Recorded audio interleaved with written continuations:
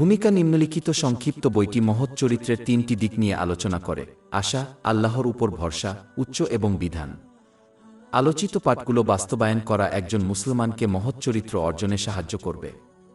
জামে তিরমিজি 2003 নম্বরে প্রাপ্ত হাদিস অনুসারে মহানবী হযরত মুহাম্মদ পরামর্শ দিয়েছেন যে বিচার দিবসের দাড়িপাল্লায় সবচেয়ে ভারী জিনিসটি হবে মহৎ চরিত্র। এটি মহানবী মুহাম্মদ সাল্লাল্লাহু আলাইহি ওয়াসাল্লামের গুণাবলীর মধ্যে একটি, যা মহান আল্লাহ পবিত্র কুরআনের 4 নং আয়াত আল কালামে প্রশংসা করেছেন। এবং প্রকৃতপক্ষে আপনি একটি মহান নৈতিক চরিত্রের। তাই মহৎ চরিত্র অর্জনের জন্য পবিত্র কুরআনের শিক্ষা ও মহানবী হযরত মুহাম্মদ সাল্লাল্লাহু আলাইহি ওয়াসাল্লামের ঐতিহ্য অর্জন ও আমল করা সকল মুসলমানের কর্তব্য।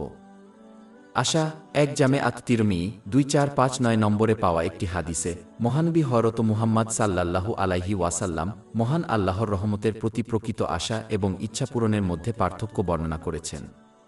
সত্যিকারের আশা হল যখন কেউ আল্লাহর অবাধ্যতা এড়িয়ে নিজের আত্মাকে নিয়ন্ত্রণ করে এবং পরকালের জন্য প্রস্তুতির জন্য সক্রিয়ভাবে সংগ্রাম করে। অথচ মূর্খ ইচ্ছুক চিন্তাকারী তাদের ইচ্ছার অনুসরণ করে এবং তারপর মহান আল্লাহ তাদের ক্ষমা করে এবং তাদের ইচ্ছা পূরণের প্রত্যাশা করে। মুসলমানদের জন্য এই দুটি মনোভাবকে বিভ্রান্ত না করা গুরুত্বপূর্ণ, যাতে তারা একটি ইচ্ছাপ্রসূত চিন্তাবিদ হিসাবে বেঁচে থাকা এবং মৃত্যু এড়াতে পারে, কারণ এই ব্যক্তির এই পৃথিবীতে বা পরের জীবনে সফল হওয়ার সম্ভাবনা খুব কম। ইচ্ছাপূর্ণ চিন্তা এমন একজন কৃষকের মতো যে রোপণের জন্য জমি প্রস্তুত করতে ব্যর্থ হয়, বীজ রোপণ করতে ব্যর্থ হয়, জমিতে জল দিতে ব্যর্থ হয় এবং তারপরে একটি বিশাল ফসলের আশা করে। এটি সাধারণ মূর্খতা এবং এই কৃষকের সফল হওয়ার সম্ভাবনা খুব কম। যেখানে প্রকৃত আশা হল একজন কৃষকের মতো যে জমি প্রস্তুত করে, বীজ রোপণ করে, জমিতে জল দেয় এবং তারপর আশা করে যে মহান আল্লাহ তাদের একটি বিশাল ফসলের আশীর্বাদ করবেন। মূল পার্থক্য হল যে প্রকৃত আশার অধিকারী সে মহান আল্লাহর আনুগত্য করার জন্য সক্রিয়ভাবে চেষ্টা করবে, তার আদেশ পালন করে, তার নিষেধ থেকে বিরত থাকবে এবং মহানবী হযরত মুহাম্মদ এর রেওয়ায়েত অনুযায়ী ধৈর্যের সাথে ভাগ্যের মোকাবিলা করবে তার উপর, এবং যখনই তারা পিছলে যায় তারা আন্তরিকভাবে অনুতপ্ত হয়। পক্ষান্তরে ইচ্ছাপ্রবণ চিন্তাশীল ব্যক্তি মহান আল্লাহর আনুগত্য করার জন্য সক্রিয়ভাবে চেষ্টা করবে না, বরং তাদের ইচ্ছার অনুসরণ করবে এবং তবুও মহান আল্লাহ তাদের ক্ষমা করবেন এবং তাদের ইচ্ছা পূরণ করবেন বলে আশা করবেন। তাই মুসলমানদের অবশ্যই মূল পার্থক্যটি শিখতে হবে, যাতে তারা ইচ্ছাকৃত চিন্তাভাবনা পরিত্যাগ করতে পারে এবং এর পরিবর্তে মহান আল্লাহর প্রতি সত্যিকারের আশা গ্রহণ করতে পারে, যা সর্বদা উভয় জগতেই ভালো এবং সাফল্য ছাড়া কিছুই নিয়ে যায় না। এটি সহিহ বুখারী 7405 নম্বরে পাওয়া একটি হাদিসে ইঙ্গিত করা হয়েছে। একটি নির্দিষ্ট ধরনের ইচ্ছাপূর্ণ চিন্তাভাবনা যা অতীতের জাতি এবং এমনকি মুসলিম জাতিকে প্রভাবিত করেছিল, যখন একজন ব্যক্তি বিশ্বাস করে যে তারা মহান আল্লাহর আদেশ ও নিষেধাজ্ঞাগুলিকে উপেক্ষা করতে পারে এবং বিচারের দিনে কেউ তাদের জন্য সুপারিশ করবে এবং তাদের রক্ষা করবে জাহান্নাম থেকে। যদিও নবী মুহাম্মদ সাল্লাল্লাহু আলাইহি ওয়াসাল্লামের শাফায়াত একটি সত্য এবং অনেক হাদিসে আলোচনা করা হয়েছে, যেমন সুনানে ইবনে মাজাহ 4308 নম্বরে পাওয়া যায়, এমনকি তার সুপারিশে কিছু মুসলিমও কম নয়। এর দ্বারা যার শাস্তি লাঘব হবে, তবুও জাহান্নামে প্রবেশ করবে। জাহান্নামে একটি মুহূর্ত সত্যিই অসহনীয়। তাই ইচ্ছাকৃত চিন্তাধারা পরিত্যাগ করে বাস্তবিকভাবে মহান আল্লাহর আনুগত্যে চেষ্টা করে প্রকৃত আশা গ্রহণ করা উচিত। যারা বিচার দিবসে বিশ্বাস করে না, তাদেরকে শয়তান বুঝিয়ে দেয় যে তারা সেই দিন মহান আল্লাহর সাথে শান্তি স্থাপন করবে, এই দাবি করে যে তারা এতটা খারাপ ছিল না, কারণ তারা হত্যার মতো বড় অপরাধ এড়িয়ে গেছে। তারা নিজেদেরকে দৃঢ়প্রত্যয়ী করেছে যে তাদের আবেদন গৃহীত হবে এবং তাদেরকে জান্নাতে পাঠানো হবে, যদিও তারা পৃথিবীতে তাদের জীবনকালে মহান আল্লাহকে অবিশ্বাস করেছিল। এটি অবিশ্বাস্যভাবে মূর্খ, কারণ মহান আল্লাহ সেই ব্যক্তির সাথে আচরণ করবেন না যে তাকে বিশ্বাস করে এবং তার আনুগত্য করার চেষ্টা করে যে তাকে অবিশ্বাস করে। একটি একক শ্লোক এই ধরনের ইচ্ছাপূর্ণ চিন্তাভাবনাকে মুছে দিয়েছে। অধ্যায় 3 আলে ইমরান আয়াত 8-5। আর যে ইসলাম ব্যতীত অন্যকে দিন হিসাবে চায়, তার কাছ থেকে তা কখনই গ্রহণ করা হবে না এবং সে আখিরাতে ক্ষতিগ্রস্তদের অন্তর্ভুক্ত হবে। পরিশেষে একজন মুসলমানের এই বিশ্বাস করে ইচ্ছাকৃত চিন্তাভাবনা গ্রহণ করা উচিত নয় যে তারা একজন মুসলিম হওয়ায় তারা একদিন জান্নাতে প্রবেশ করবে, এমনকি তাদের পাপের ফলস্বরূপ তাদের প্রথমে জাহান্নামে প্রবেশ করতে হবে। কেউ তাদের বিশ্বাস নিয়ে এই পৃথিবী ছেড়ে চলে যাওয়ার নিশ্চয়তা দেয় না। যে ব্যক্তি আন্তরিকভাবে মহান আল্লাহর আনুগত্য পরিত্যাগ করে, সে তাদের ঈমান ব্যতীত এই পৃথিবী ছেড়ে চলে যাওয়ার মহাবিপদে রয়েছে। এটা বোঝা গুরুত্বপূর্ণ যে ঈমান হলো একটি গাছের মতো, যা মহান আল্লাহর আন্তরিক আনুগত্যের মাধ্যমে লালন পালন ও যত্ন নিতে হবে। যখন বিশ্বাসের গাছটিকে অবহেলা করা হয় তখন এটি ভালোভাবে মারা যেতে পারে। উভয় জগতে তাদের সাফল্য নিশ্চিত করার জন্য কিছুই নেই। আশা 2। সহিহ বুখারী ৭৪০৫ নম্বরে পাওয়া একটি দীর্ঘ ঐশী হাদিসে মহান আল্লাহ উপদেশ দিয়েছেন যে তিনি তার বান্দাদের তার উপলব্ধি অনুসারে কাজ করেন এবং আচরণ করেন। এর অর্থ হল, যদি একজন মুসলমানের ভালো চিন্তা থাকে এবং মহান আল্লাহর কাছে ভালো আশা করে, তবে তিনি তাদের নিরাশ করবেন না। একইভাবে কেউ যদি মহান আল্লাহ সম্পর্কে নেতিবাচক ধারণা পোষণ করে, যেমন বিশ্বাস করা যে তাকে ক্ষমা করা হবে না, তাহলে মহান আল্লাহ তাদের বিশ্বাস অনুযায়ী কাজ করতে পারেন। এটা লক্ষ্য করা গুরুত্বপূর্ণ যে মহান আল্লাহর প্রতি প্রকৃত আশা এবং এই হাদিসটি ইচ্ছুক চিন্তাধারার মধ্যে বিস্তর পার্থক্য রয়েছে।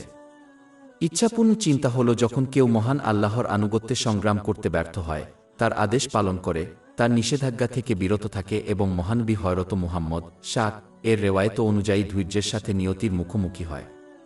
তাদের দেওয়া নেয়ামতের অপব্যবহার করে এবং এখনও আশা করে যে মহান আল্লাহ তাদের ক্ষমা করবেন এবং উভয় জগতে তাদের রহমত দান করবেন। এটা সত্যিকারের আশা নয়, এটা নিছক ইচ্ছাকৃত চিন্তা। এটি এমন একজন কৃষকের মতো যিনি কোনো বীজ রোপণ করতে ব্যর্থ হন, তাদের ফসলে জল দিতে ব্যর্থ হন এবং এখনও একটি বড় ফসল কাটার আশা করেন। প্রকৃত আশা হল যখন কেউ মহান আল্লাহর আনুগত্য করার চেষ্টা করে এবং যখনই তারা পিছলে যায়, তখন আন্তরিকভাবে অনুতপ্ত হয় এবং তারপর মহান আল্লাহর রহমত ও ক্ষমার আশা করে। এটি এমন একজন কৃষকের মতো যিনি বীজ রোপণ করেন, তাদের ফসলে জল দেন, ফসলকে সুস্থ রাখার জন্য প্রচেষ্টা উৎসর্গ করেন এবং তারপরে একটি বড় ফসলের আশা করেন। জামে তিরমিজি 2459 নং হাদিসে মহানবী মুহাম্মদ সাল্লাল্লাহু আলাইহি ওয়াসাল্লাম এই ব্যাখ্যাটি সংক্ষিপ্ত করেছেন। সাধারণভাবে বলতে গেলে, একজন মুসলমানকে তাদের জীবনের সময় মহান আল্লাহকে আরও বেশি ভয় পোষণ করা উচিত, কারণ এটি এমন পাপগুলিকে বাধা দেয় যা আশার চেয়ে উচ্চতর, যা একজনকে সৎ কাজ করতে অনুপ্রাণিত করে, বিশেষ করে স্বেচ্ছাসেবী ধরনের। কিন্তু অসুস্থতা ও অসুবিধার সময় এবং বিশেষত মৃত্যুর সময় একজন মুসলমানের মহান আল্লাহর রহমতের আশা ছাড়া আর কিছুই থাকা উচিত নয়, এমনকি যদি তারা তাদের জীবন তার অবাধ্যতার মধ্যে অতিবাহিত করে থাকে, যেমনটি পবিত্রভাবে নির্দেশ করেছেন। সহিহ মুসলিম 2877 নম্বরে পাওয়া একটি হাদিসে নবী মুহাম্মদ আশা 3। আমার একটি চিন্তা ছিল যা আমি শেয়ার করতে চেয়েছিলাম। আমি একটি সাধারণ জিনিস নিয়ে চিন্তা করছিলাম যা অনেক লোক করে থাকে, মানুষের মধ্যে আশা রাখা। এই মনোভাবের সমস্যা হল যে মানুষ ফেরেশতা না হওয়ায় তারা ভুল করতে বাধ্য এবং মানুষের প্রত্যাশা ও আশার অভাব হয়। উপরন্তু সময় পরিবর্তিত হওয়ার সাথে সাথে প্রতিটি ব্যক্তি তাদের নিজস্ব পথ ধরে অগ্রসর হয়, যা অন্য সকলের পথ থেকে আলাদা। এটি তাদের নিজস্ব জিনিস, যেমন তাদের দায়িত্ব নিয়ে ব্যস্ত হয়ে পড়ে। এই পরিবর্তনটি প্রায়শই তাদের এমন লোকেদের হতাশ করে দেয় যারা তাদের মধ্যে আশা রাখে যদিও তারা এটি করতে চায় না। যারা নিখুঁত নয় তাদের মধ্যে আশা করা সাধারণত হতাশার দিকে পরিচালিত করবে। বিশেষ করে এশিয়ান সম্প্রদায়ে এর একটি সাধারণ উদাহরণ হল যখন পিতামাতারা তাদের সন্তানদের মধ্যে আশা রাখেন। তারা আশা করে যে তাদের সন্তানরা জীবনের পথ বেছে নেবে, যে তারা তাদের পরামর্শ দেয় এবং আশা করে যে তাদের সন্তানরা তাদের পিতামাতার যত্ন নেওয়াকে তাদের চূড়ান্ত অগ্রাধিকারে পরিণত করবে। যদিও বাচ্চাদের অবশ্যই তাদের পিতামাতার যত্ন নেওয়া উচিত কারণ এটি তাদের কর্তব্য, পিতামাতার তাদের উপর তাদের আশা রাখা উচিত নয় কারণ এটি প্রায়শই হতাশার কারণ হতে পারে। এর পরিবর্তে মানুষের উচিত মহান আল্লাহর প্রতি এবং মানুষের প্রতি তাদের কর্তব্য পালন করা, যেমনটি আল্লাহ আদেশ করেছেন, এবং তারপর মহান আল্লাহর উপর আশা করা উচিত। একজন মুসলমানের কখনই ভুলে যাওয়া উচিত নয় যে সমস্ত সাহায্যের উৎস হল আল্লাহ মহান এবং সৃষ্টি হল একটি মাধ্যম মাত্র। উৎস এখনও তাদের সাহায্য করতে পারে, এমনকি তাদের মনের উপায় ছাড়াই যদি তিনি তা পছন্দ করেন, কিন্তু নিজেদের দ্বারা উপায় উৎস ছাড়া সাহায্য করতে পারে না। মুসলমানরা যদি তাদের মনোনিবেশ এবং উপায়ের উপর আশা রাখে তাহলে তারা হতাশ হবে, কিন্তু যদি তারা এটাকে উৎসের উপর রাখে তাহলে কোনো কিছুই তাদেরকে মহান আল্লাহর সমর্থন লাভে বাধা দিতে পারবে না। সুতরাং মুসলমানদের জন্য তাদের আশা সঠিক জায়গায় স্থাপন করা গুরুত্বপূর্ণ, যা অবশ্যই মহান আল্লাহর আনুগত্য দ্বারা সমর্থিত হতে হবে, যার মধ্যে রয়েছে তার আদেশ পালন করা, তার নিষেধাজ্ঞাগুলি থেকে বিরত থাকা এবং ধৈর্যের সাথে ভাগ্যের মোকাবিলা করা। তারপর তারা শান্তি পাবে। তারা উভয় জগতেই মন এবং সন্তুষ্টি কামনা করে। আশা 4। কিছুক্ষণ আগে একটি নিউজ আর্টিকেল পড়েছিলাম যা আমি সংক্ষেপে আলোচনা করতে চেয়েছিলাম। এটি একজন মুসলিমের জানাজা সম্পর্কে রিপোর্ট করেছে যে প্রকাশ্যে এবং অবিরতভাবে বড় পাপ করেছে। যদিও এতে কোনো সন্দেহ নেই যে মহান আল্লাহর রহমত অসীম এবং সমস্ত পাপ কাটিয়ে উঠতে পারে এবং মহান আল্লাহর অসীম রহমতের উপর আশা ত্যাগ করে। অধ্যায় 1-2 ইউসুফ 8-7 নং আয়াতে অবিশ্বাস হিসাবে সংজ্ঞায়িত করা হয়েছে। অবশ্যই কাফের লোকেরা ছাড়া আর কেউ আল্লাহর কাছ থেকে ত্রাণ থেকে নিরাশ হয় না। তবুও একটি সত্য বোঝা মুসলমানদের জন্য অত্যন্ত গুরুত্বপূর্ণ নয়। একজন মুসলমান তাদের বিশ্বাসের অর্থ নিয়ে এই পৃথিবী ছেড়ে চলে যাওয়ার গ্যারান্টি দেওয়া হয়নি। একজন মুসলিম অমুসলিম হিসাবে মারা যাওয়ার ঝুঁকিতে রয়েছে। এটাই সবচেয়ে বড় ক্ষতি। যদি এমন হয় তবে এই ব্যক্তি আখেরাতে কোথায় থাকবেন তা উপসংহারে পৌঁছাতে একজন পণ্ডিতের প্রয়োজন হয় না। এটি তখন ঘটতে পারে যখন একজন মুসলিম পাপের উপর অটল থাকে, বিশেষ করে বড় পাপ যেমন মদ পান করা, এবং তাদের ফরয় নামায় পড়তে ব্যর্থ হয় এবং তাদের পাপ থেকে আন্তরিকভাবে অনুতপ্ত না হয়ে তাদের শেষ পর্যন্ত পৌঁছায়। এই কারণেই মুসলমানদের অবশ্যই তাদের সমস্ত পাপ থেকে আন্তরিকভাবে অনুতপ্ত হতে হবে এবং তাদের সমস্ত বাধ্যতামূলক দায়িত্ব পালনের জন্য সচেষ্ট হতে হবে, কারণ এটি এমন একটি কাজ যা তারা নিঃসন্দেহে পূর্ণ করতে পারে। অধ্যায় 2 আল বাকারা, আয়াত 286। আল্লাহ কোনো আত্মাকে তার সামর্থ্য ব্যতীত ভার দেন না। মহান আল্লাহর রহমতের উপর তাদের আশা আছে বলে বিশ্বাস করে তাদের প্রতারিত করা উচিত নয়। মহান আল্লাহর রহমতের প্রকৃত আশা হিসাবে কর্মের মাধ্যমে মহান আল্লাহর আনুগত্য দ্বারা সমর্থিত হয়। এর মধ্যে রয়েছে তার হুকুম পালন করা, তার নিষেধাজ্ঞা থেকে বিরত থাকা এবং মহানবী হযরত মুহাম্মদ সাল্লাল্লাহু আলাইহি ওয়াসাল্লামের রেওয়ায়েত অনুযায়ী ধৈর্যের সাথে ভাগ্যের মোকাবিলা করা। এটি করতে ব্যর্থ হওয়া এবং তারপর মহান আল্লাহর রহমত ও ক্ষমার আশা করা তার রহমতের আশা নয়, এটি নিছক ইচ্ছাপূর্ণ চিন্তা যার ইসলামে কোনো ওজন বা তাৎপর্য নেই। জামে আত তিরমিজি 2459 নম্বরে পাওয়া একটি হাদিসে মহানবী মুহাম্মদ সাল্লাল্লাহু আলাইহি ওয়াসাল্লাম স্পষ্টভাবে সতর্ক করেছেন। আশা 5 আমার একটি চিন্তা ছিল যা আমি শেয়ার করতে চেয়েছিলাম। এই পৃথিবীতে একজন ব্যক্তির অনেকগুলি বিভিন্ন আশা এবং অনেকগুলি বিভিন্ন ভয় থাকে। ফলস্বরূপ লোকেরা তাদের আশা অর্জন করতে এবং তাদের ভয় এড়াতে তাদের দেওয়া সংস্থানগুলি ব্যবহার করে। কিন্তু আশ্চর্যের বিষয় হল বিচার দিবসে এই ভয় ও আশাগুলো বিলীন হয়ে যাবে এবং জাহান্নামের এক ভয় এবং জান্নাতের আশা ছাড়া কেউ তাদের সম্পর্কে দ্বিতীয়বার চিন্তাও করবে না। এটাই বাস্তবতা যে সাহাবায়ে কেরাম আল্লাহ তাদের প্রতি সন্তুষ্ট ছিলেন, বুঝতে পেরেছিলেন এবং তারা তাদের মতো জীবনযাপন করার একটি প্রধান কারণ ছিল। তারা জানত যে বিচার দিবসে তাদের সমস্ত পার্থিব ভয় এবং আশাগুলি কেবল একটি ভয় এবং একটি আশায় হ্রাস পাবে, তাই ফলস্বরূপ তারা তাদের আশা এবং ভয়কে একটি আশা এবং একটি ভয়ে পরিণত করেছিল যখন তারা এখনও পৃথিবীতে বাস করছিল। এটি নিশ্চিত করেছে যে তারা জান্নাতের তাদের এক আশা পেতে এবং জাহান্নামের এক ভয় থেকে বাঁচতে তাদের দেওয়া পার্থিব আশীর্বাদ এবং সম্পদগুলি ব্যবহার করেছে। এটি তাদের ইহকাল এবং পরকালে শান্তি পেতে অনুমতি দেয়। অধ্যায় 1-6 আন নাহল, আয়াত 9-7। যে ব্যক্তি সৎকাজ করবে, পুরুষ হোক বা নারী, সে ঈমানদার অবস্থায়, আমি তাকে অবশ্যই উত্তম জীবন দান করব এবং অবশ্যই তাদের প্রতিদান দেব পরকালে তারা যা করত তার সর্বোত্তম প্রতিদান। এর অর্থ এই নয় যে জান্নাত ও জাহান্নাম ছাড়া অন্য কিছুর জন্য ভয় বা আশা করা উচিত নয়। এই আলোচনার অর্থ হল তারা এই পৃথিবীতে যা কিছুর ভয় ও আশা করছে তার মূলে থাকতে হবে জাহান্নামের এক ভয় এবং জান্নাতের আশা। অন্য কথায়, একজনের সমস্ত ভয় এবং আশা জাহান্নামের এক ভয় এবং জান্নাতের জন্য এক আশার সাথে সরাসরি সংযুক্ত থাকতে হবে।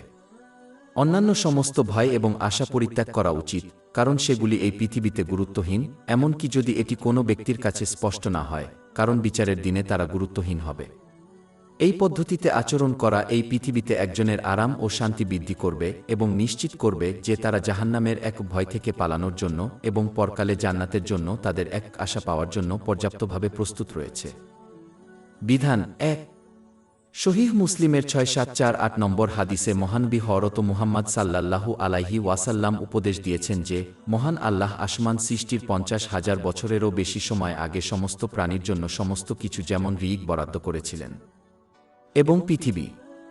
এটা বোঝা গুরুত্বপূর্ণ যে সমস্ত অবস্থার ক্ষেত্রে দুটি দিক রয়েছে, যেমন একজনের রিজিক লাভ করা। প্রথম দিকটি হল মহান আল্লাহ যা অর্থ ভাগ্য নির্ধারণ করেছেন এটি ঘটবে এবং সৃষ্টির কিছুই এটি ঘটতে বাধা দিতে পারে না।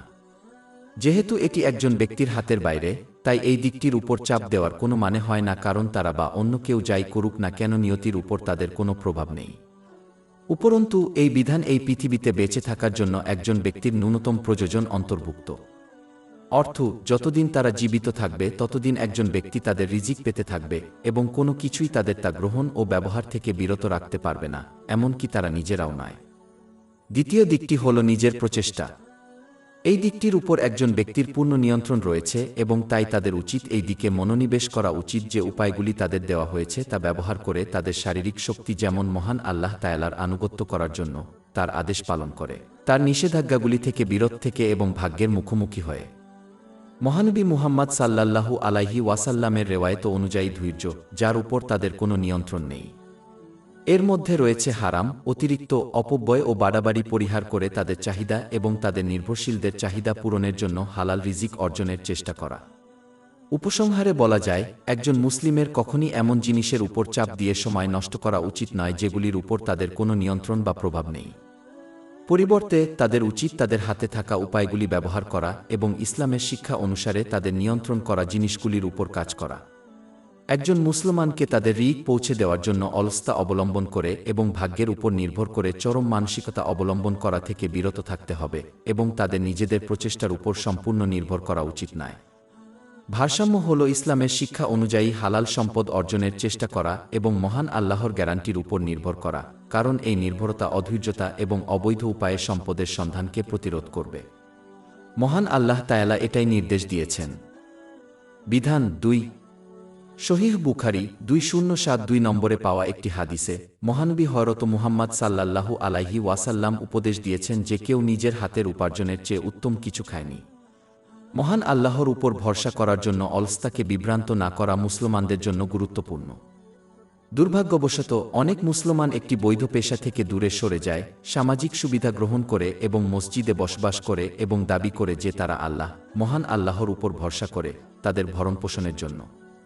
এটা মোটেও মহান আল্লাহ তাআলার উপর ভরসা নয়। এটা শুধুমাত্র অলসতা যা ইসলামের শিক্ষার পরিপন্থী। ধনসম্পদ অর্জনের ক্ষেত্রে মহান আল্লাহর উপর প্রকৃত আস্থা হল ইসলামের শিক্ষা অনুযায়ী হালাল সম্পদ অর্জনের জন্য আল্লাহ, মহান ব্যক্তিকে তার শারীরিক শক্তির মতো মাধ্যম ব্যবহার করা এবং তারপর আল্লাহর উপর ভরসা করা। মহান এই মাধ্যমে তাদের বৈধ সম্পদ প্রদান করবে। মহান আল্লাহর উপর ভরসা করার লক্ষ্য হল তার সৃষ্ট মাধ্যম ব্যবহার করে কাউকে ত্যাগ করতে বাধ্য করা নয়, কারণ এটি তাদের অকেজো করে দেবে এবং মহান আল্লাহ অকেজো জিনিস সৃষ্টি করেন না। মহান আল্লাহর উপর ভরসা করার উদ্দেশ্য হল সন্দেহজনক বা অবৈধ উপায়ে সম্পদ উপার্জন থেকে বিরত রাখা, যেহেতু একজন মুসলিমকে দৃঢ়ভাবে বিশ্বাস করা উচিত তাদের বিধান, যার মধ্যে সম্পদও রয়েছে, আসমান সৃষ্টির 50,000 বছর আগে তাদের জন্য বরাদ্দ করা হয়েছিল। এবং পৃথিবী। সহিহ মুসলিমের 6748 নম্বর হাদিসে এটি নিশ্চিত করা হয়েছে। কোনো অবস্থাতেই এই বরাদ্দ পরিবর্তন করা যাবে না। একজন মুসলমানের কর্তব্য হল হালাল উপায়ে এটি অর্জনের জন্য প্রচেষ্টা করা, যা নবী সাল্লাল্লাহু আলাইহি ওয়াসাল্লামের ঐতিহ্য। এটি সহিহ বুখারী 2072 নম্বরে পাওয়া একটি হাদিসে ইঙ্গিত করা হয়েছে। মহান আল্লাহ প্রদত্ত উপায়গুলি ব্যবহার করা মহান আল্লাহর উপর ভরসা করার একটি দিক, কারণ তিনি তাদের এই উদ্দেশ্যেই সৃষ্টি করেছেন। তাই একজন মুসলিমের উচিত হবে অলস হওয়া উচিত নয় যখন তারা তাদের নিজেদের প্রচেষ্টার মাধ্যমে হালাল সম্পদ উপার্জনের উপায় এবং মহান আল্লাহ কর্তৃক সৃষ্ট ও প্রদত্ত উপায়ের মাধ্যমে সামাজিক সুবিধা লাভের মাধ্যমে মহান আল্লাহর উপর আস্থার দাবি করে। পরিশেষে মূল হাদিস বোঝা এবং তার উপর কাজ করা একজনকে তাদের জন্য সরকার বা আত্মীয়দের মতো অন্যদের উপর নির্ভর করার থেকে স্বাধীন হতে উৎসাহিত করে। পরিবর্তে ইসলামের শিক্ষা অনুসারে মহান আল্লাহ প্রদত্ত উপায় উপকরণ ব্যবহার করা উচিত এবং সম্পূর্ণরূপে বিশ্বাস করা উচিত যে তাদের বরাদ্দকৃত হালাল রিজিক তাদের কাছে পৌঁছাবে। এটি নিশ্চিত করবে যে তারা একমাত্র মহান আল্লাহর উপর আস্থা রাখবে। বিধান 3, মহান আল্লাহ হলেন সমগ্র সৃষ্টির জন্য স্রষ্টা এবং রিজিকের বরাদ্দকারী, যা তাদের শারীরিক ও আধ্যাত্মিক গঠন সংরক্ষণের জন্য প্রয়োজন। প্রকৃতপক্ষে সহিহ মুসলিম 6748 নম্বরে পাওয়া একটি হাদিস অনুসারে সমগ্র সৃষ্টির বিধান আসমান ও পৃথিবী সৃষ্টির 50,000 বছর আগে বরাদ্দ করা হয়েছিল। যে ব্যক্তি এই ঐশ্বরিক নামটি বোঝে সে তাদের সৃষ্টির আগে তাদের জন্য যেমন পরিকল্পনা করে রেখেছিল সেভাবে তাদের জন্য ব্যবস্থা করার জন্য মহান আল্লাহর উপর নির্ভর করবে। তারা এই নির্ভরতা প্রমাণ করবে মহান আল্লাহর নির্দেশ অনুযায়ী হালাল রিজিক লাভের চেষ্টা করে এবং হারাম ও সন্দেহজনক কিছু থেকে বিরত থাকবে। এটি লক্ষ্য করা গুরুত্বপূর্ণ যে মানুষের খাদ্য ও পানীয় আকারে শারীরিক বিধান প্রয়োজন। একইভাবে একজন মুসলিমের আত্মারও রিজিকের প্রয়োজন। এই বিধান এটিকে শক্তিশালী করে এবং এটিকে শাশ্বত সুখের দিকে নিয়ে যায়। এই বিধানটি মহান আল্লাহর প্রতি আন্তরিক আনুগত্যের আকারে, যার মধ্যে রয়েছে তার আদেশ পালন করা, তার নিষেধ থেকে বিরত থাকা এবং ধৈর্যের সাথে ভাগ্যের মুখোমুখি হওয়া। এসবের ভিত্তি হচ্ছে ইসলামী জ্ঞান অর্জন ও তার উপর আমল করা। অতএব মুসলমানদের উচিত আত্মার এই গুরুত্বপূর্ণ বিধান লাভের সাথে সাথে তাদের দৈহিক দেহের জন্যও সচেষ্ট হওয়া। এই ক্ষেত্রে দুটি উপাদান মনে রাখা উচিত। কারো নিশ্চিত বিধান লাভের জন্য বেআইনি এবং অপ্রয়োজনীয় প্রচেষ্টা চালাবেন না, এবং অপব্যবহার না একটি লাভ রিজিক। একজন মুসলমানের উচিত ইসলামের শিক্ষা অনুযায়ী তাদের আশ্রিতদের ভরণপোষণ প্রদানের মাধ্যমে তাদের দায়িত্ব পালন করে এই ঐশী নামের উপর কাজ করা। এর মধ্যে শিক্ষার মাধ্যমে তাদের শারীরিক ও আধ্যাত্মিক উভয় বিধান প্রদান করা অন্তর্ভুক্ত। একজন মুসলিমেরও নিজের জন্য দারিদ্র্যকে ভয় না করে তাদের সামর্থ্য অনুযায়ী অভাবীদের জন্য একই কাজ করা উচিত। তাদের সুনানে আবু দাউদ 4893 নম্বরে পাওয়া হাদিসটি মনে রাখা উচিত, যেটি পরামর্শ দেয় যে মহান আল্লাহ অন্যের প্রয়োজনের যত্ন নেওয়া মুসলমানের চাহিদা পূরণ করবেন। বিধান 4 মহান আল্লাহ, যিনি অসীম অনুগ্রহশীল এবং প্রতিদান বা বাহ্যিক কারণ ছাড়াই অনুগ্রহ ও আশীর্বাদ দান করেন। তিনি না চাইতেই উদারভাবে দেন। যে মুসলমান এই ঐশ্বরিক নামটি বোঝে তারা সর্বদা মহান আল্লাহর কাছ থেকে অনুগ্রহ এবং আশীর্বাদ কামনা করবে, কারণ তারা জানে যে দাতা জিজ্ঞাসা করা পছন্দ করেন। জামিআত তিরমিজি 3571 নম্বরে পাওয়া একটি হাদিসে এটি নিশ্চিত করা হয়েছে। তবে এটি মনে রাখা গুরুত্বপূর্ণ যে দানকারীর কাছ থেকে অনুগ্রহ চায় তার জানা উচিত যে তা তার অবাধ্যতার মাধ্যমে অর্জিত হয় না। মহান আল্লাহর অবাধ্যতার মাধ্যমে প্রাপ্ত যে কোনো পার্থিব নিয়ামত উভয় জগতের মালিকের জন্য বোঝা হয়ে দাঁড়াবে। একজন মুসলমানের উচিত হবে দানকর্তার আদেশ পালনের মাধ্যমে, তার নিষেধ থেকে বিরত থেকে এবং ধৈর্যের সাথে ভাগ্যের মোকাবিলা করার মাধ্যমে তার কাছ থেকে উপকারী আশীর্বাদ পাওয়ার চেষ্টা করা। যখন একজন মুসলমান সত্যিকার অর্থে বুঝতে পারে যে সমস্ত আশীর্বাদ দানকারীর দেওয়া হয়েছে, তখন তারা তার প্রতি সত্যিকারের কৃতজ্ঞতা প্রকাশ করবে। এটি তখনই হয় যখন কেউ তার কাছে থাকা সমস্ত নিয়ামত মহান আল্লাহর সন্তুষ্টি অনুসারে ব্যবহার করে। এতে বরকত বৃদ্ধি পায়। অধ্যায় 1 ইব্রাহিম আয়াত 7। এবং মনে কর, যখন তোমার পালনকর্তা ঘোষণা করেছিলেন, যদি তুমি কৃতজ্ঞ হও তবে আমি অবশ্যই তোমাকে বাড়িয়ে দেব। একজন মুসলমানকে মহান আল্লাহর সন্তুষ্টির জন্য অন্যদের দেওয়া আশীর্বাদ দান করে এই ঐশী নামের উপর কাজ করা উচিত। যে অন্যকে দান করবে তাকে তার চেয়ে বেশি দেওয়া হবে যা তারা কল্পনাও করতে পারেনি। অধ্যায় 2 আল বাকারা আয়াত 245। কে আছে যে আল্লাহকে উত্তম জন দেবে যাতে তিনি তা তার জন্য বহুগুণ বাড়িয়ে দেন? আর আল্লাহই রোধ করেন এবং প্রাচুর্য দান করেন, এবং তার কাছেই তোমাদের প্রত্যাবর্তন করা হবে। বিধান 5 আমার একটি চিন্তা ছিল যা আমি শেয়ার করতে চেয়েছিলাম। লোকেরা প্রায়শই তাদের চাহিদা এবং দায়িত্ব, যেমন তাদের নির্ভরশীলদের জন্য সরবরাহ করার জন্য তাদের বৈধ বিধান উপার্জনের ক্ষেত্রে মানসিক এবং শারীরিকভাবে ক্লান্ত হয়ে পড়ার অভিযোগ করে। এটা বোঝা জরুরি যে মানুষ যতদিন এই পৃথিবীতে বেঁচে থাকবে ততদিন তার রিজিক, অর্থ, এই পৃথিবীতে বেঁচে থাকার জন্য তার প্রয়োজনীয় জিনিসের নিশ্চয়তা মহান আল্লাহ দিয়েছেন। প্রকৃতপক্ষে তিনি আসমান ও পৃথিবী সৃষ্টির ৫,০০,০০০ বছর আগে সৃষ্টির জন্য বিধান বরাদ্দ করেছিলেন। এটি সহিহ মুসলিম ৬৭৪৮ নম্বরে পাওয়া একটি হাদিসে নিশ্চিত করা হয়েছে। অধ্যায় ১ হুদ আয়াত ৬। এবং পৃথিবীতে এমন কোনো প্রাণী নেই যে তার রিজিক আল্লাহর উপর রয়েছে, এবং তিনি তার বাসস্থান ও সঞ্চয়স্থান জানে। সবকিছু একটি পরিষ্কার রেজিস্টারে রয়েছে। এই বরাদ্দের একটি দিক হল একজনের বিধান পাওয়ার জন্য প্রয়োজনীয় মানসিক এবং শারীরিক শক্তি। কিন্তু লক্ষণীয় গুরুত্বপূর্ণ বিষয় হল যে গ্যারান্টিযুক্ত বিধানটি এই পৃথিবীতে বেঁচে থাকার জন্য কেবলমাত্র ন্যূনতম প্রয়োজন। কোনো ব্যক্তি এই ন্যূনতম থেকে বেশি পাবে এমন কোনো গ্যারান্টি নেই, যদিও বেশিরভাগ লোকেরা আরও বেশি পান। এর অর্থ হল, যদিও সমস্ত মানুষকে এই পৃথিবীতে বেঁচে থাকার জন্য প্রয়োজনীয় ন্যূনতম বিধান পাওয়ার জন্য মানসিক ও শারীরিক শক্তি দেওয়া হয়েছে, তবুও তাদের সবাইকে এর বেশি সরবরাহ করা হয়নি। অর্থ, কিছু লোককে ন্যূনতম থেকে বেশি প্রদান করা হয়েছে এবং তাই তাদের এটি পাওয়ার জন্য প্রয়োজনীয় মানসিক এবং শারীরিক শক্তিও সরবরাহ করা হয়েছে, যেখানে অন্যদের নেই। অতএব মানুষ যখন তাদের ন্যূনতম প্রয়োজনের চেয়ে বেশি পাওয়ার জন্য চেষ্টা করে, যা তাদের বরাদ্দ করা হয়নি, তখন এটি কেবলমাত্র মানসিক এবং শারীরিকভাবে বিরক্ত হওয়ার কারণ হবে, কারণ তাদের আরও বিধান পাওয়ার জন্য প্রয়োজনীয় অতিরিক্ত মানসিক এবং শারীরিক শক্তি সরবরাহ করা হয়নি। পক্ষান্তরে, যে ব্যক্তি অপব্যয় ও বাড়াবাড়ি ছাড়াই তাদের প্রয়োজনীয় জিনিসগুলি পেতে চেষ্টা করে, সে কখনই মানসিক বা শারীরিকভাবে বিরক্ত হবে না, কারণ তাদের জন্য এই মানসিক ও শারীরিক শক্তির স্তর নিশ্চিত করা হয়েছে। উপসংহারে বলা যায়, কেউ যদি তাদের রিজিক পাওয়ার ক্ষেত্রে মানসিক ও শারীরিক ক্লান্তি এড়াতে চায়, তাহলে তাদের উচিত তাদের ন্যূনতম প্রয়োজনীয়তা অনুযায়ী তা পাওয়ার ও ব্যবহার করার চেষ্টা করা এবং তাদের নির্ভরশীলদেরও তা করতে শেখানো। সমস্ত প্রশংসা বিশ্বজগতের প্রতিপালক আল্লাহর জন্য এবং শান্তি ও বরকত বর্ষিত হোক তার শেষ রাসূল মুহাম্মদ, তার সম্ভ্রান্ত পরিবার ও সাহাবীদের উপর। আল্লাহ সুবহানাহু ওয়া তাআলার উপর ভরসা করা।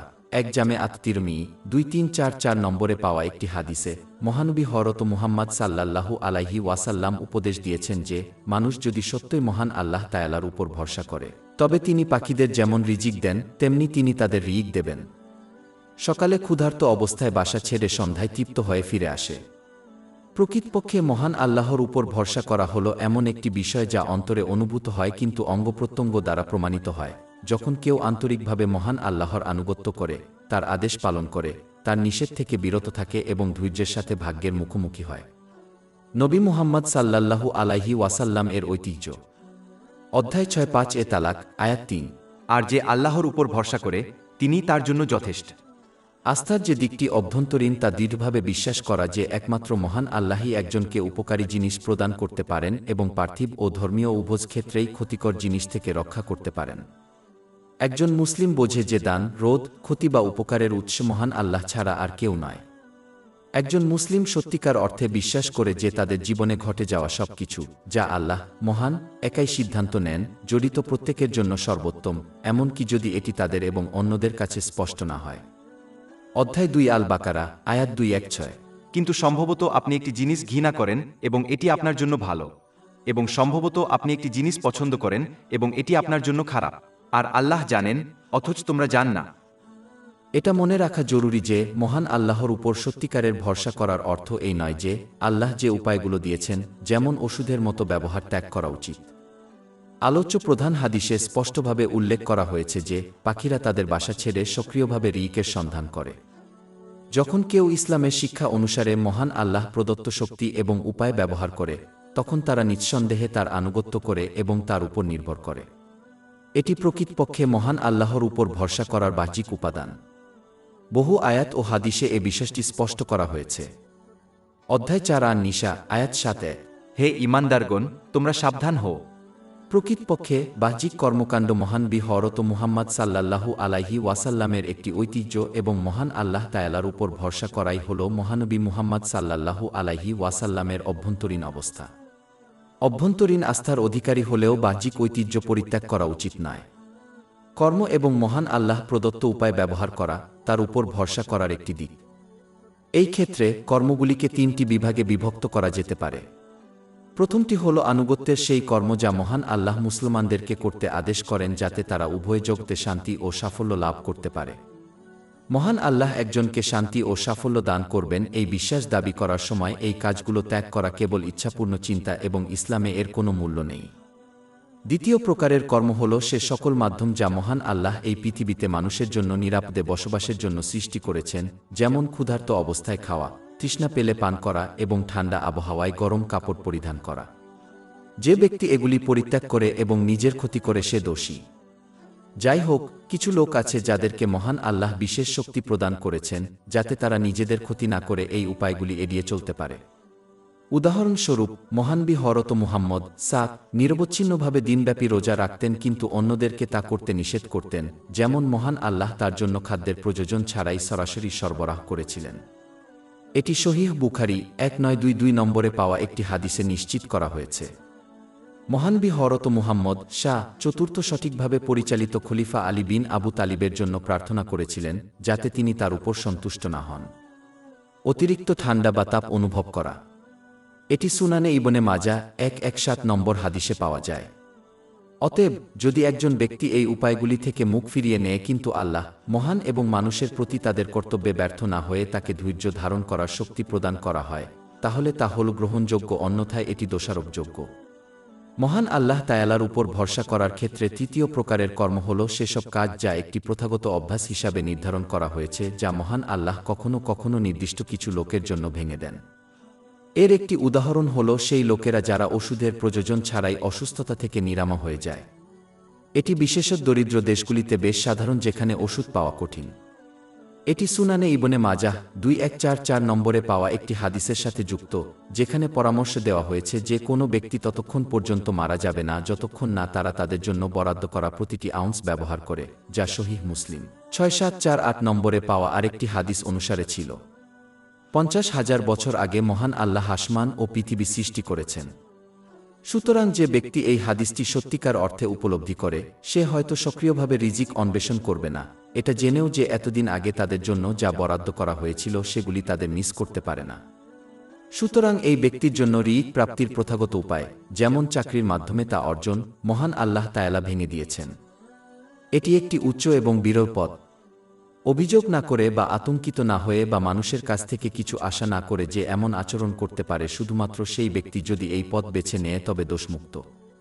এটি লক্ষ্য করা গুরুত্বপূর্ণ যে মহানবী হযরত মুহাম্মদ সুনানে আবু দাউদ 1692 নম্বরে পাওয়া একটি হাদিসে সতর্ক করেছেন যে একজন ব্যক্তির জন্য তাদের নির্ভরশীলদের ভরণ পোষণ দিতে ব্যর্থ হওয়া একটি পাপ, এমনকি যদিও তারা এই উচ্চ পদে থাকতে পারে। যদিও এটি লক্ষ্য করা গুরুত্বপূর্ণ যে ইসলামের শিক্ষা অনুসারে যে উপায়গুলি মঞ্জুর করা হয়েছে তা ব্যবহার করা সেগুলি পরিত্যাগ করার চেয়ে অনেক বেশি উত্তম, কারণ মহানবী হযরত মুহাম্মদ এর পথের চেয়ে কোনো কিছুই উন্নত নয়। অধ্যায় 3 আলে ইমরান আয়াত 3-1।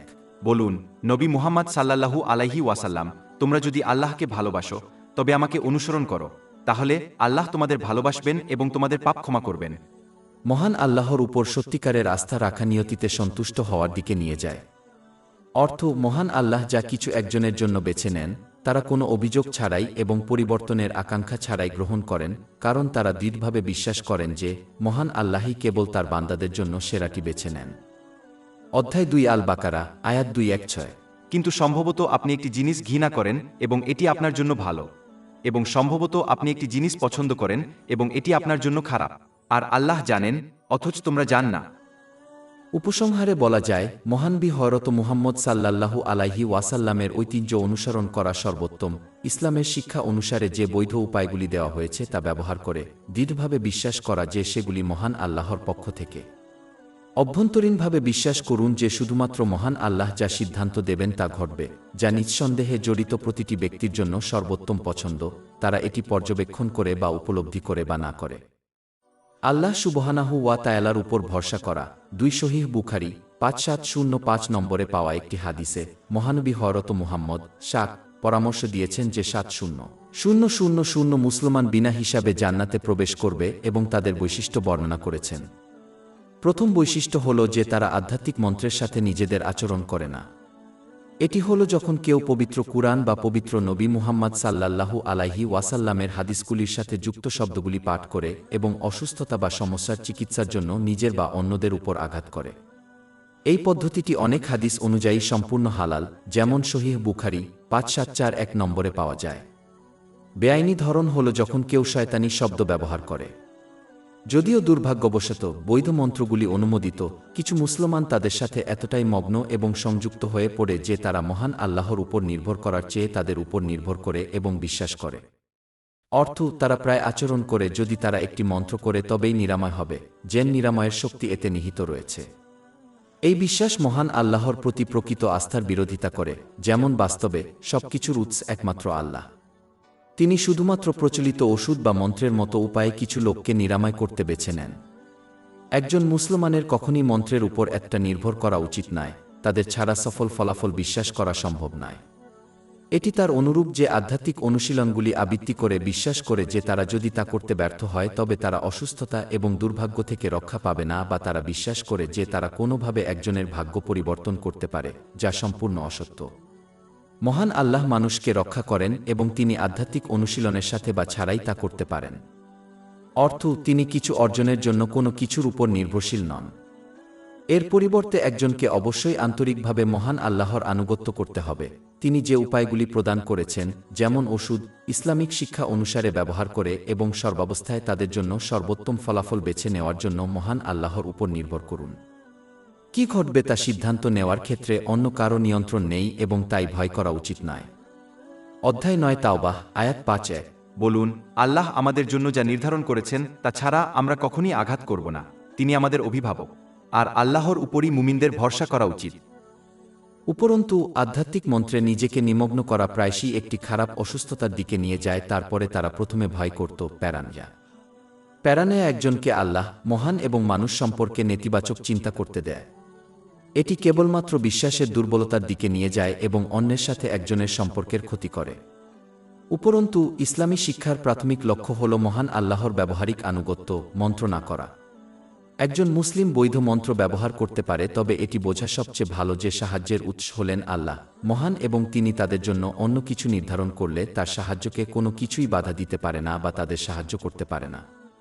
আধ্যাত্মিক অনুশীলনের উপর অত্যধিক নির্ভর করার সাথে আরেকটি সমস্যা, যেমন মন্ত্র, এই যে এই লোকেরা যখন প্রথমে নিজেদেরকে এবং তাদের আচরণকে ভালোর জন্য পরিবর্তন করতে হবে কিনা এবং আল্লাহর আনুগত্যের উপর অবিচল থাকতে হবে তা দেখার পরিবর্তে সমস্যার সম্মুখীন হয়, মহিমান্বিত ধৈর্য সহকারে ত্রাণের জন্য অপেক্ষা করে, তারা অশিক্ষিত এবং অনভিজ্ঞ লোকেদের দিকে ফিরে যায় যারা আধ্যাত্মিক অনুশীলনের মাধ্যমে পার্থিব জিনিসগুলি ঠিক করার দাবি করে।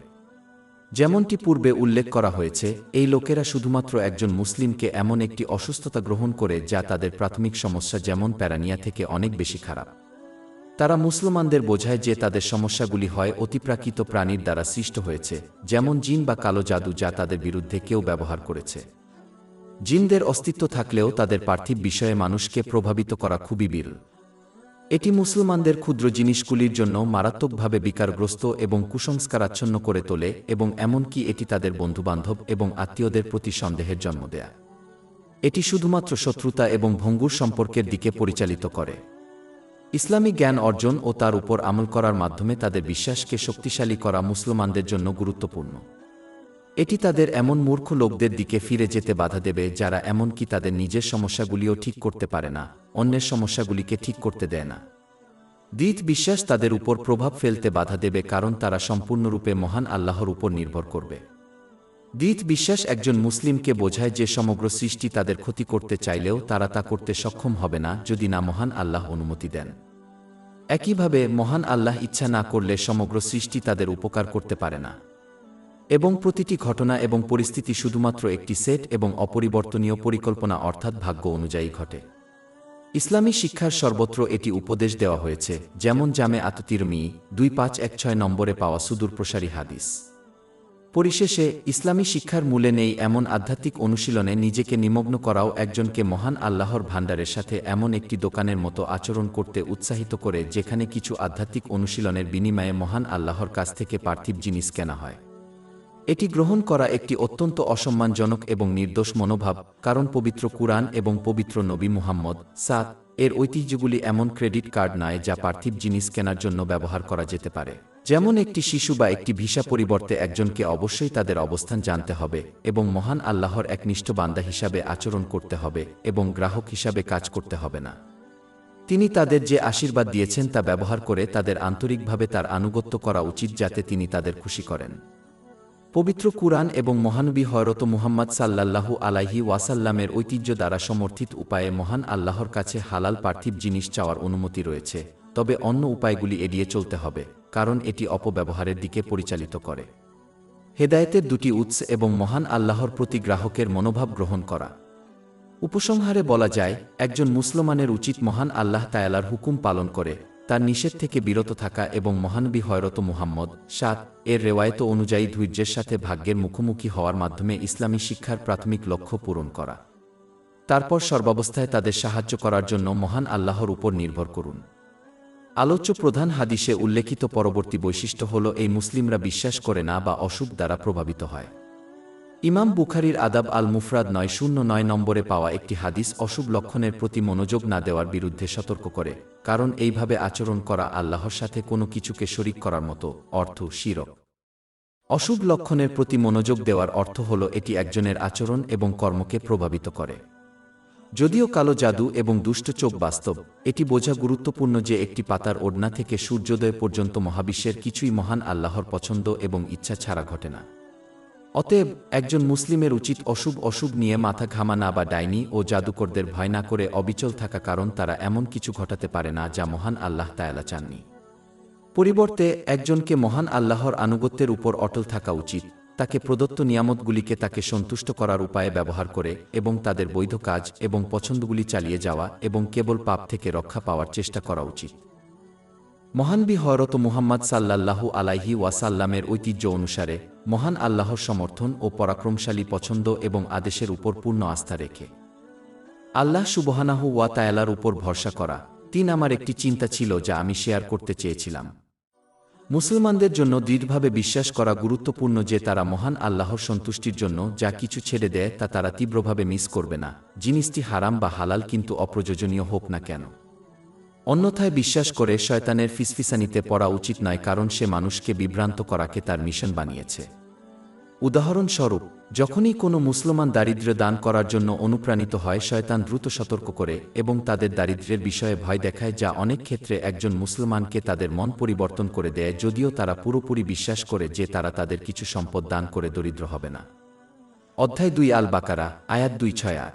শয়তান আপনাকে দারিদ্র্যের ভয় দেখায় এবং আপনাকে অনৈতিক কাজের আদেশ দেয়, অথচ আল্লাহ আপনাকে তার কাছ থেকে ক্ষমা ও অনুগ্রহের প্রতিশ্রুতি দেয়, আর আল্লাহ সর্বব্যাপী ও সর্বজ্ঞ। একজন মুসলমানের উচিত এই আয়াতের অন্য অর্ধেকের উপর আমল করা এবং এর পরিবর্তে বিশ্বাস করা উচিত যে মহান আল্লাহ তারা তার জন্য যে জিনিস ত্যাগ করেছেন তার পরিবর্তে আরও ভালো কিছু দিয়ে দেবেন। যারা এটা অনুভব করেছেন তারা এই বক্তব্যের সত্যতা জানেন, কিন্তু যারা জানেন না তাদের অবশ্যই ইতিহাস পর্যালোচনা করে দেখতে হবে যে যারা মহান আল্লাহর সন্তুষ্টির জন্য সবকিছু ত্যাগ করেছে তারা কিভাবে উভয় জগতে সফল হয়েছে। যেমন মহানবী হযরত মুহাম্মদ শাক এর নাতি হযরত ইমাম হাসান বিন আলী রাদিয়াল্লাহু আনহু আল্লাহর সন্তুষ্টির জন্য অগণিত মানুষের জীবন রক্ষা করার জন্য কর্তৃত্ব ত্যাগ করেছিলেন। শ্রেষ্ঠ প্রকৃতপক্ষে সহিহ বুখারী 3629 নম্বরে পাওয়া একটি হাদিসে তার কর্মের ভবিষ্যদ্বাণী করা হয়েছিল। বিনিময়ে মহান আল্লাহ তাকে আশীর্বাদ ও পুরস্কার প্রদান করেছেন যে ক্ষমতার যে কোনো পদ তাকে দিতে পারে। উদাহরণস্বরূপ জামে আত-তিরমিজি 3768 নম্বরে পাওয়া একটি হাদিসে তাকে জান্নাতের যুবকদের নেতা ঘোষণা করা হয়েছে। যেন তিনি এই দুনিয়াতে নেতৃত্ব ছেড়ে দিয়েছিলেন এবং পরবর্তী দুনিয়াতে আরও বড় কর্তৃত্ব লাভ করেছিলেন। যতক্ষণ পর্যন্ত একজন মুসলমান তাদের কর্মে আন্তরিক থাকে, মহান আল্লাহ তারা তার জন্য যা ত্যাগ করেন তার পরিবর্তে আরও ভালো কিছু দিয়ে দেবেন। অধ্যায় 2 আল বাকারা, আয়াত 245। কে সে আল্লাহকে উত্তম জন দেবে যাতে তিনি তার জন্য বহুগুণ বাড়িয়ে দেন?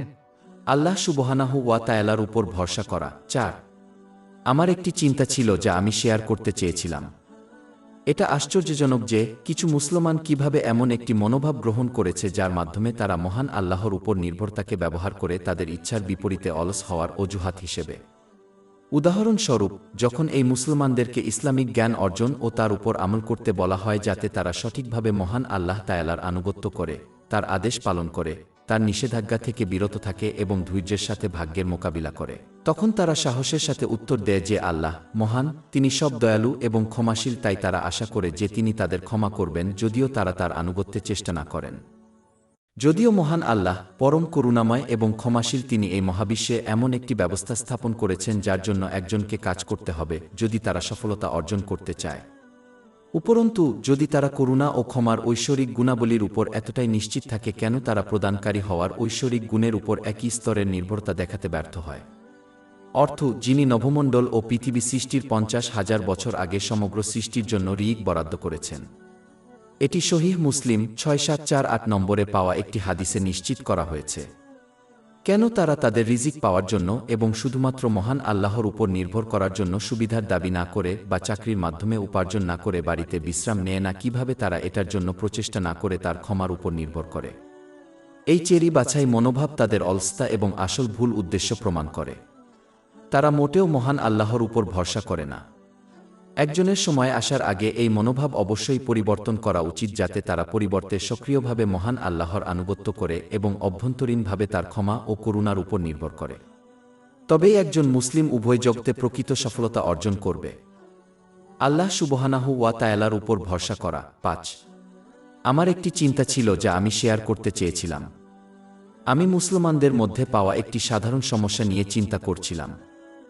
যখন কিছু সমস্যার সম্মুখীন হয়, প্রথমে নিজেদের এবং তাদের আচরণ পর্যবেক্ষণ করার পরিবর্তে তাদের ভালোর জন্য পরিবর্তন করা দরকার এবং মহান আল্লাহর আনুগত্যের উপর অবিচল থাকে। ধৈর্য সহকারে উপশমের জন্য অপেক্ষা করে তারা পরিবর্তে অশিক্ষিত এবং অনভিজ্ঞ লোকদের দিকে ফিরে যায় যারা সংশোধন করার দাবি করে।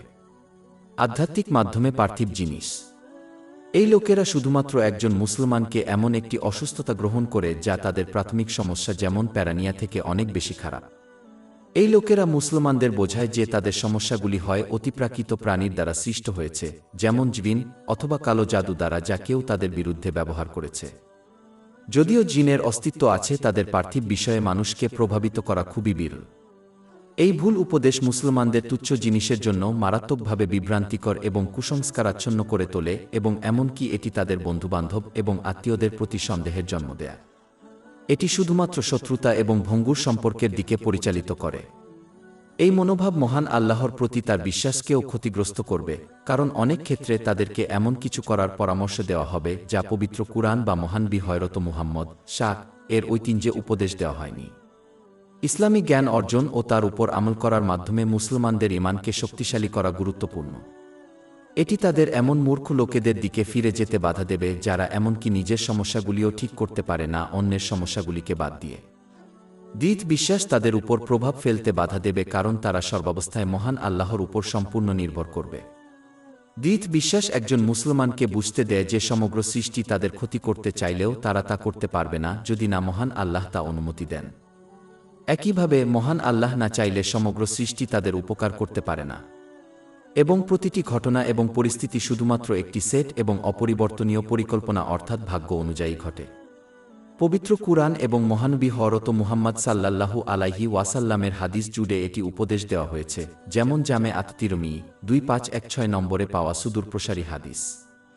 উপসংহারে বলা যায়, একজন মুসলমান যখন কোনো সমস্যার সম্মুখীন হয়, প্রথমে তার নিজের আচরণের মূল্যায়ন করা উচিত এবং প্রয়োজনে তা সংশোধন করা উচিত এবং তারপর মহান আল্লাহর প্রতি আনুগত্য করা উচিত, তার আদেশ পালন করে তার নিষেধাজ্ঞাগুলি থেকে বিরত থাকা এবং ধৈর্যের সাথে ভাগ্যের মোকাবিলা করার মাধ্যমে এবং পরবর্তী সমস্যাগুলি এড়ানো। আধ্যাত্মিক উপায়ে পার্থিব সমস্যা সমাধানের দাবি করে এমন লোকেদের এড়িয়ে বিভ্রান্তির রূপ।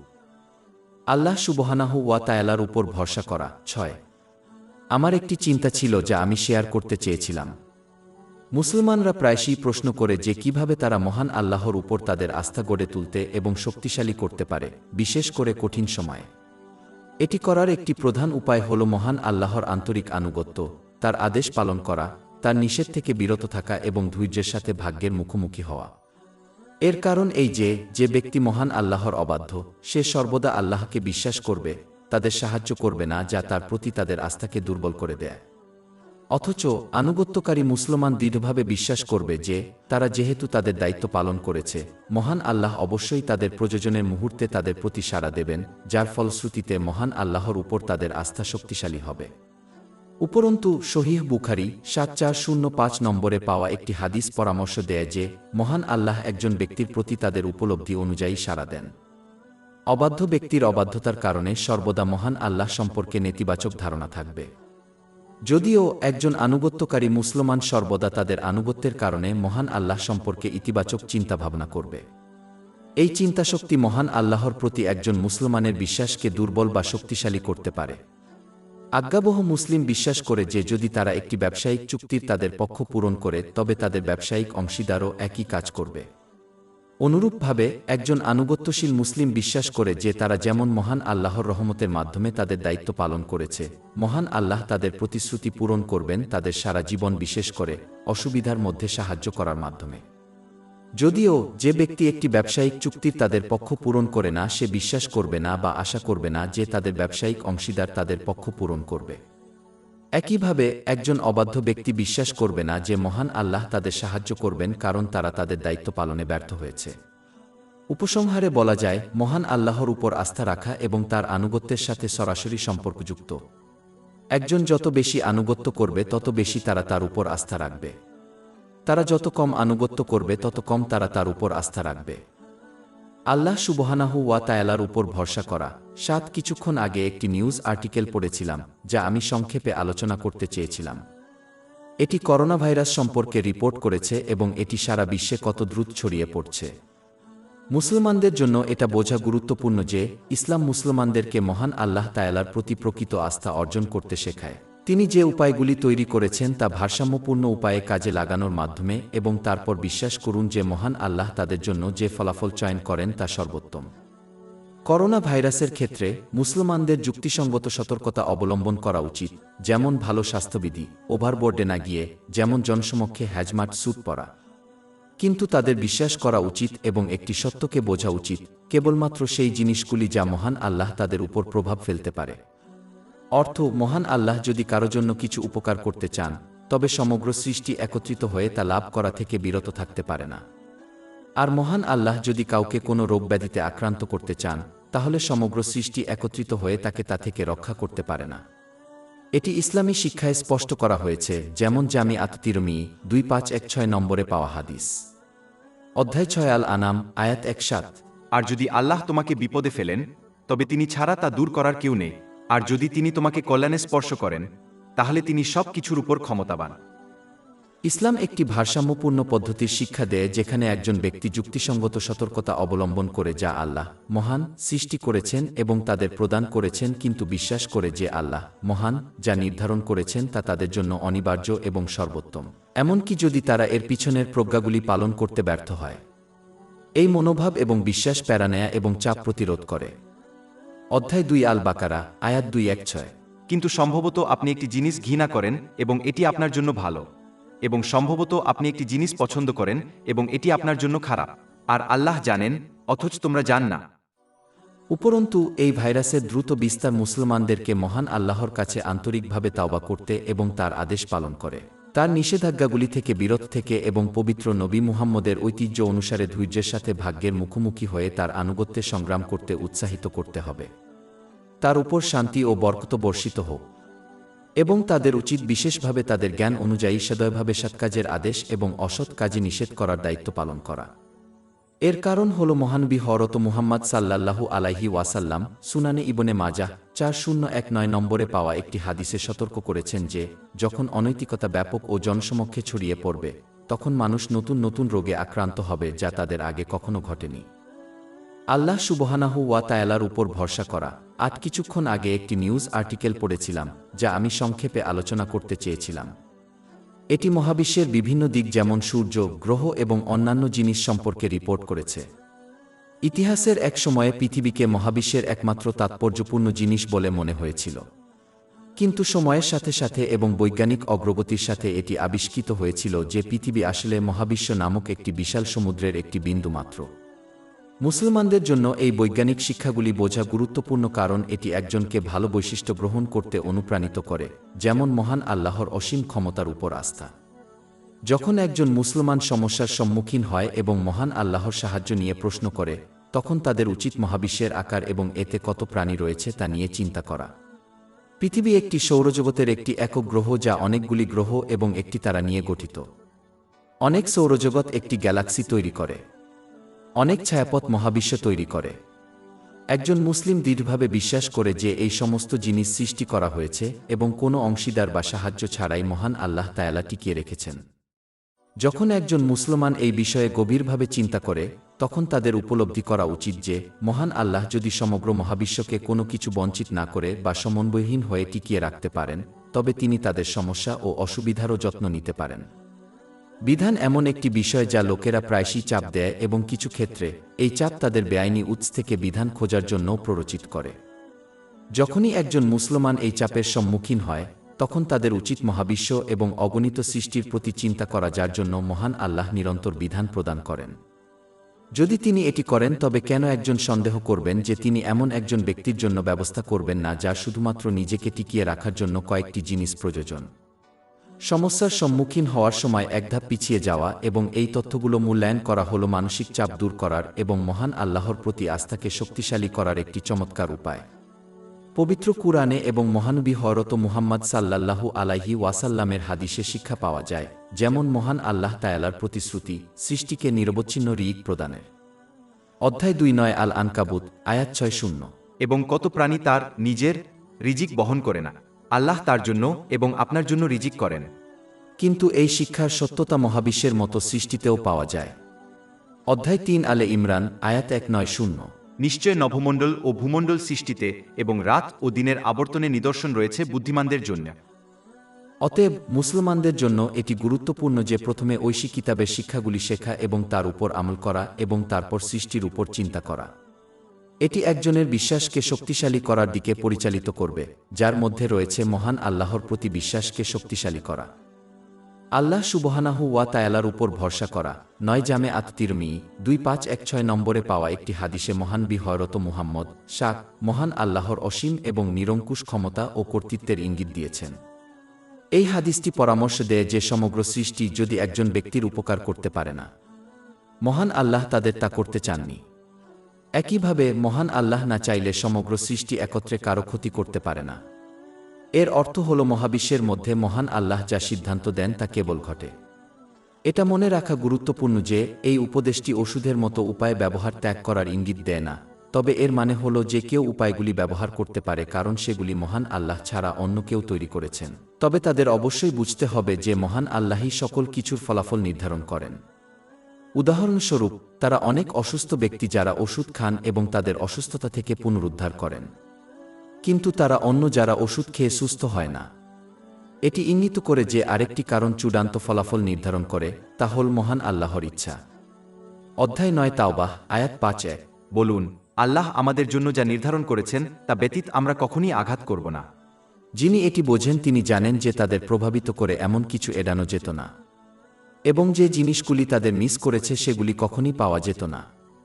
এটা লক্ষ্য করা গুরুত্বপূর্ণ যে শেষ ফলাফল যাই হোক না কেন তা একজন ব্যক্তির ইচ্ছার বিরুদ্ধে হলেও তাদের ধৈর্য ধরে থাকা উচিত এবং সত্যই বিশ্বাস করা উচিত যে মহান আল্লাহ তাদের জন্য সর্বোত্তম নির্বাচন করেছেন, যদিও তারা ফলাফলের পেছনের প্রজ্ঞাকে না দেখেও। অধ্যায় 2 আল বাকারা, আয়াত 216। কিন্তু সম্ভবত আপনি একটি জিনিস ঘৃণা করেন এবং এটি আপনার জন্য ভালো, এবং সম্ভবত আপনি একটি জিনিস পছন্দ করেন এবং এটি আপনার জন্য খারাপ, আর আল্লাহ জানেন, অথচ তোমরা জান না। যখন কেউ এই সত্যটি সত্যিকার অর্থে উপলব্ধি করে তখন তারা সৃষ্টির উপর নির্ভর করা বন্ধ করে দেয় যে তারা জন্মগতভাবে তাদের ক্ষতি বা উপকার করতে পারে না। পরিবর্তে তারা মহান আল্লাহর দিকে প্রত্যাবর্তন করে, তার আদেশ পালন করে, তার নিষেধ থেকে বিরত থেকে এবং ধৈর্যের সাথে ভাগ্যের মুখোমুখি হয়ে আন্তরিক আনুগত্যের মাধ্যমে তার সমর্থন ও সুরক্ষা কামনা করে। এটি একজন মুসলিমকে মহান আল্লাহর উপর ভরসা করার দিকে পরিচালিত করে। এটি একজনকে শুধুমাত্র মহান আল্লাহকে ভয় করতে উৎসাহিত করে, কারণ তারা জানে যে মহান আল্লাহর ইচ্ছা ছাড়া সৃষ্টি তাদের ক্ষতি করতে পারে না। একজনের জীবনে এবং মহাবিশ্বের মধ্যে যা কিছু ঘটে তার সমস্ত কিছু মহান আল্লাহ থেকে উদ্ভূত হয়েছে তা স্বীকার করা মহান আল্লাহর একত্বকে বোঝার একটি অংশ। এটি এমন একটি বিষয় যার কোনো শেষ নেই এবং এটি কেবলমাত্র অতিমাত্রায় বিশ্বাস করার বাইরে চলে যায় যে মহান আল্লাহ ছাড়া ইবাদতের যোগ্য কেউ নেই। যখন এটি কারো হৃদয়ে স্থির হয় তখন তারা কেবল মহান আল্লাহর উপর আশা করে, তারা জানে যে একমাত্র তিনিই তাদের সাহায্য করতে পারেন। তারা শুধুমাত্র তাদের জীবনের সকল ক্ষেত্রে মহান আল্লাহকে আনুগত্য করবে এবং আনুগত্য করবে। প্রকৃতপক্ষে একজন ব্যক্তি শুধুমাত্র ক্ষতি থেকে সুরক্ষা পেতে বা কিছু সুবিধা পাওয়ার জন্য অন্যের আনুগত্য করে। একমাত্র মহান আল্লাহই এটি প্রদান করতে পারেন, তাই কেবলমাত্র তিনিই আনুগত্য ও উপাসনা পাওয়ার যোগ্য। যদি কেউ মহান আল্লাহর আনুগত্যের পরিবর্তে অন্যের আনুগত্য পছন্দ করে, তাহলে তারা বিশ্বাস করে যে এই অন্যটি তাদের কিছু উপকার বা ক্ষতি থেকে রক্ষা করতে পারে। এটা তাদের ঈমানের দুর্বলতার লক্ষণ। যা কিছু ঘটে তার উৎস মহান আল্লাহ, তাই মুসলমানদের কেবল তারই আনুগত্য করা উচিত। অধ্যায় 3-5 ফাতির, আয়াত 2। আল্লাহ মানুষকে যা কিছু রহমত দান করেন কেউ তা আটকাতে পারে না, এবং যা তিনি আটকে রাখেন এরপর কেউ তা ছেড়ে দিতে পারে না। উল্লেখ্য যে এমন ব্যক্তির আনুগত্য করা যা মহান আল্লাহর আনুগত্যকে উৎসাহিত করে বাস্তবে মহান আল্লাহকে মান্য করা, যেমন হযরত মুহাম্মদ সাল্লাল্লাহু আলাইহি ওয়াসাল্লামের আনুগত্য করা। অধ্যায় 4 আন নিসা, আয়াত 8-0। যে রাসূলের আনুগত্য করল সে আল্লাহর আনুগত্য করল।